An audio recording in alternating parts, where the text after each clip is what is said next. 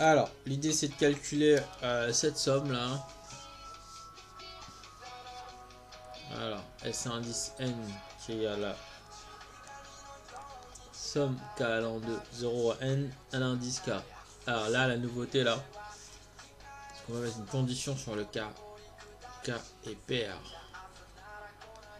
Alors, là, du coup, c'est K égale 0, K égale 2, K égale 4, 6, 8, etc. Là, on verra jusqu'à N qui est. On verra où il s'arrête. Alors, T indice N. Alors, c'est la même somme. Ok. Mais du coup, là, ici, K est impair. Donc, du coup, K commence à 1, 3, etc. Ok.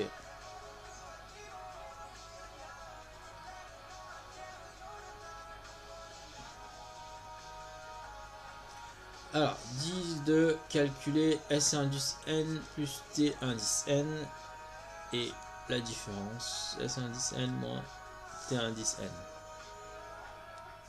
Alors, comment on fait? Alors, si je fais S indice N plus T indice N, c'est bien somme K allant de 0 à N,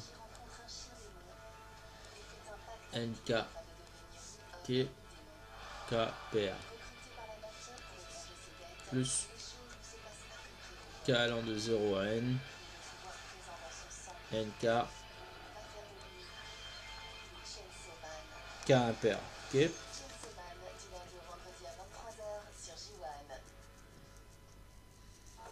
Et là, du coup, en fait,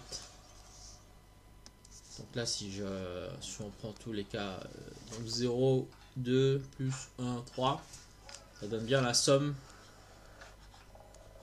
K allant de 0 à N de NK, en puissance K, 1 puissance N moins K. Donc on reconnaît la formule du binôme là. Ok. Donc là, si je l'applique, ça fait 1 plus 1, puissance N égale 2 puissance N. Ok.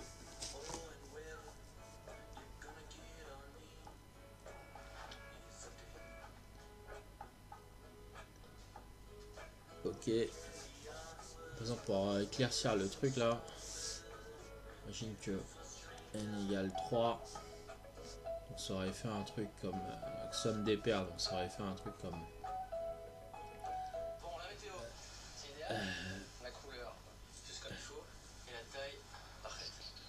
K, ça a de 0 à 3, donc ça fait un truc comme N, N0 plus N2, ok,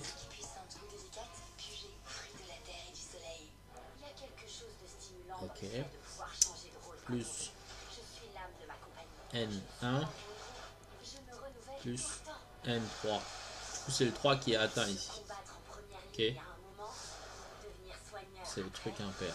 Ça aurait été N égale 4, on a eu N0 plus N2 plus N4 plus N1 plus N3. Voilà, pour donner un exemple. Ok. Alors, maintenant il faut calculer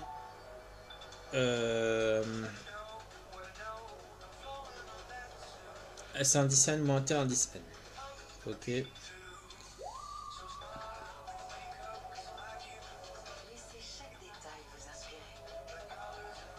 Alors, je suis en train de regarder un truc là.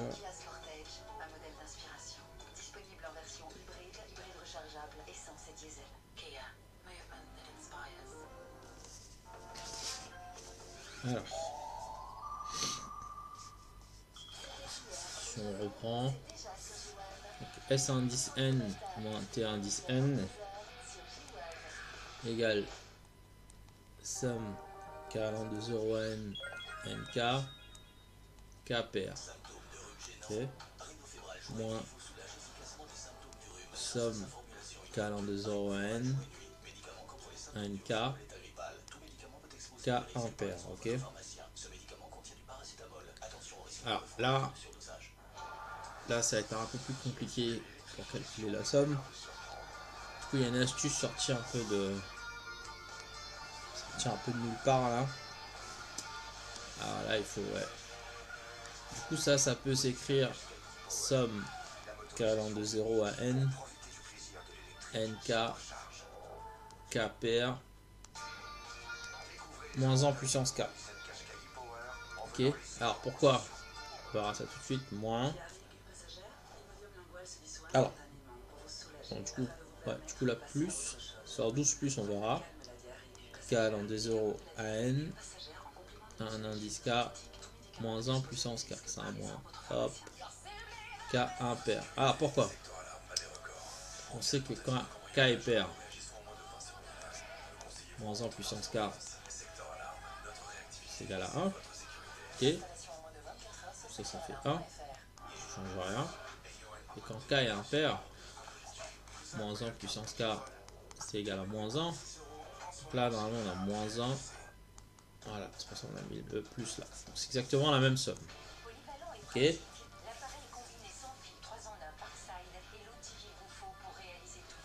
Donc, finalement, on a une somme d'éléments pair et impair. Donc, ça change rien. Du coup, on revient.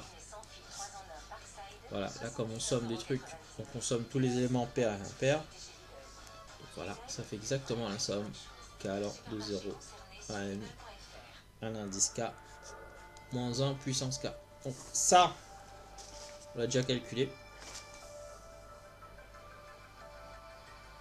Ce qui fait... on l'a calculé... ouais, ça fait un truc comme... ouais, ça fait 0 puissance n.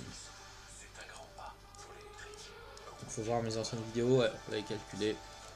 Super n super égal à 1. Ok. Ok. Donc maintenant, voilà. Et enfin, on a encore un ultime truc de l'exercice. Il faut en déduire les expressions de S indice n et T indice n en fonction de n, bien sûr. Ok, alors, comment on fait ça? Bah, il suffit de reprendre ce qu'on a vu là. On a vu que si on somme S indice n plus T indice n, ça fait 2 puissance n. Si on fait S indice n moins T indice n, ça fait 0. Donc, du coup, un système linéaire, donc c'est équivalent à 2 S indice n égale 2 puissance n. Ok. Et S indice n égale T indice n. Ok. Donc c'est équivalent à S indice n égale 2 puissance n moins 1.